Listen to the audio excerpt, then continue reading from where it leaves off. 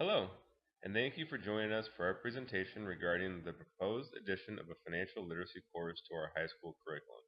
Our target population for this course are those young adults that are either actively pursuing their first employment opportunities or have recently began their first jobs. During this discussion, we will touch on a few key statistics that we feel provide a good representation of the current financial situation in our country. Then, we will explore some of the potential negative implications of not teaching our young adults to correctly manage their finances.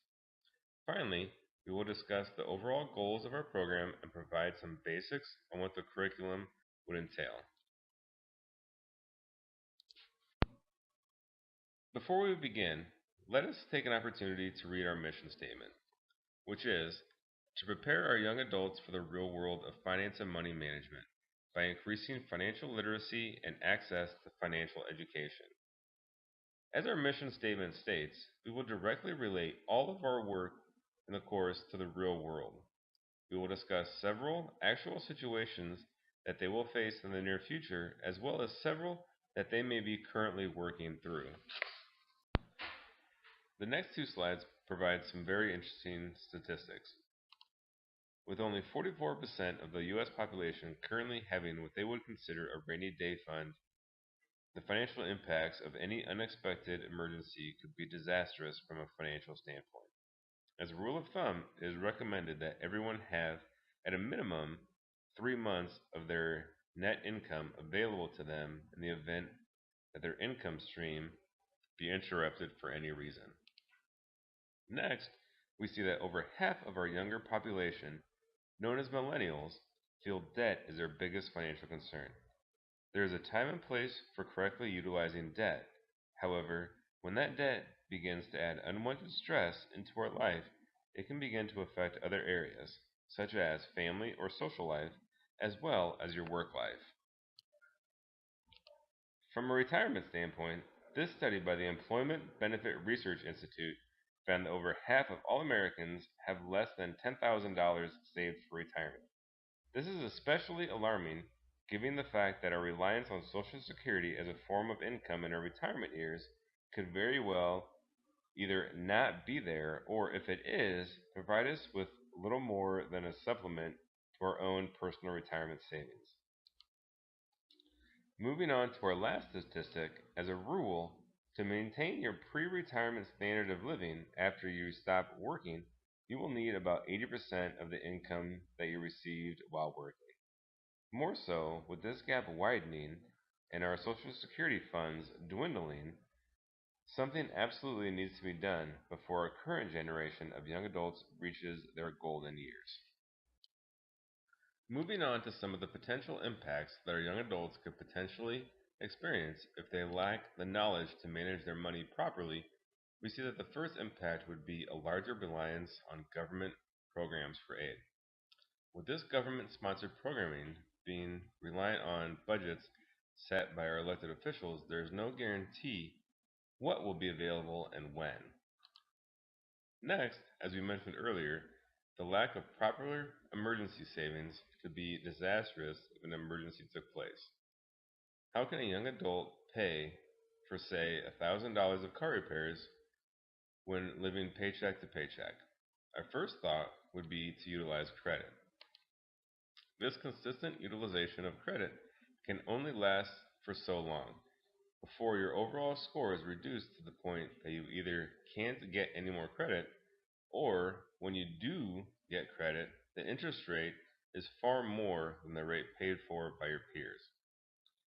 This lower credit score can also have a major impact on buying a home, insurance rates, or even some job qualifications. At the end of the day, instead of enjoying friends and family, we would be stressed with finding a way to make ends meet.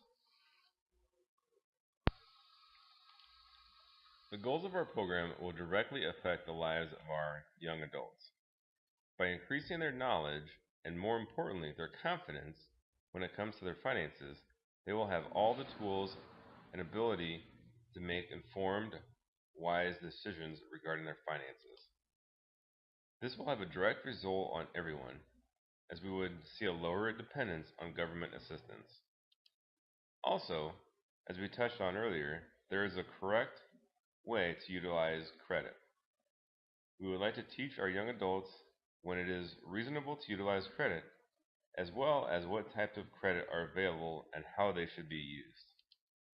Lastly, we want to show our students the importance of beginning to save for retirement early. Starting early can have massive implications on the overall success of your retirement plan. This slide provides for general course guidelines as to how the course will be structured, as well as the timing of the course. First, we would like our course to have an opportunity to meet twice a week. This would best be served with a Tuesday-Thursday schedule.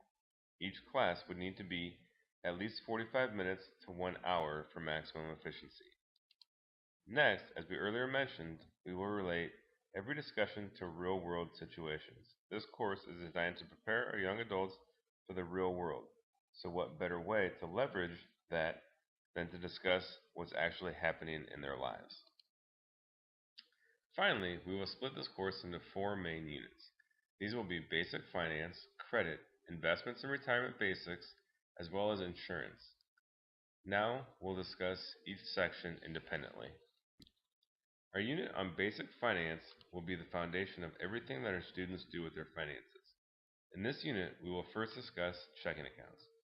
During this section, we'll touch on basics such as writing checks, fee structures and accounts, as well as keeping a ledger. Moving on to savings accounts, we'll introduce the concept of earning interest to our students, even though interest rates in savings accounts right now are extremely low. We'll also spend considerable time on reasons to utilize savings accounts for such things as emergency savings. Next, we'll spend some time on time accounts, or certificates of deposit as some banks refer to them as. This will provide students the opportunity to explore rate shopping, as well as the implications of compound interest. After that, we will discuss how FDIC insurance protects their assets in the bank, up to certain levels.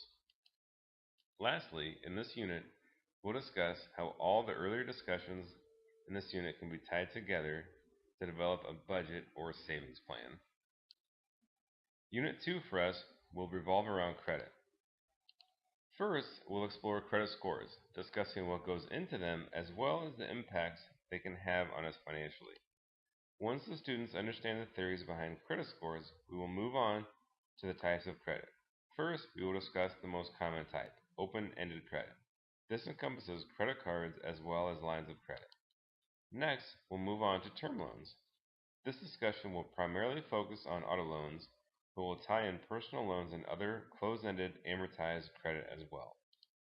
Lastly, we'll discuss mortgages. This is typically the largest piece of credit that most people have, and it can set the tone on everything else regarding your finances. Lastly, to put everything together in this unit, we will look at how all of our credit comes together to calculate our debt-to-income ratio. We'll also discuss proper levels for our debt-to-income ratios and why we shouldn't want them higher than certain levels. Unit 3 of our proposed course would cover investment and retirement basics.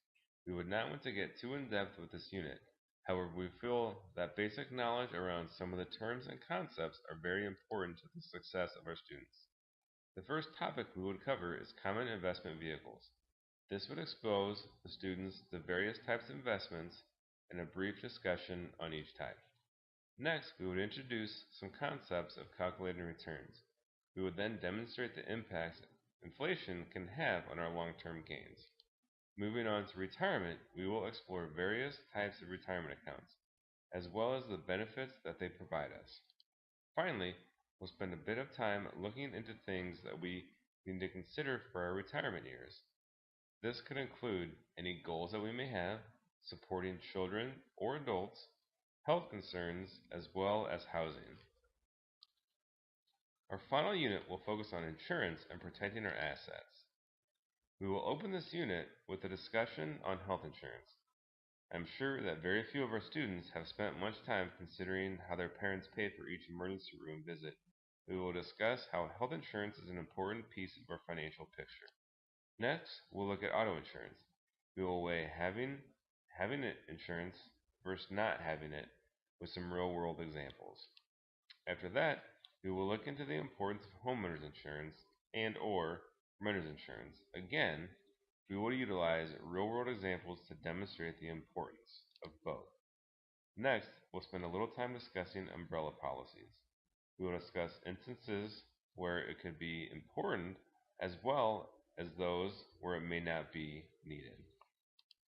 Lastly, we will discuss life insurance. Our discussion will remain pretty high level as we will compare and contrast term versus whole life policies. We don't plan on getting into different types of whole life policies during this course. Finally, we would like to take a second to introduce the idea of a Financial Literacy 102 course. This would be an elective course for those students that would like to further explore some of the topics discussed in the first class. In this course, we could look into advanced investments.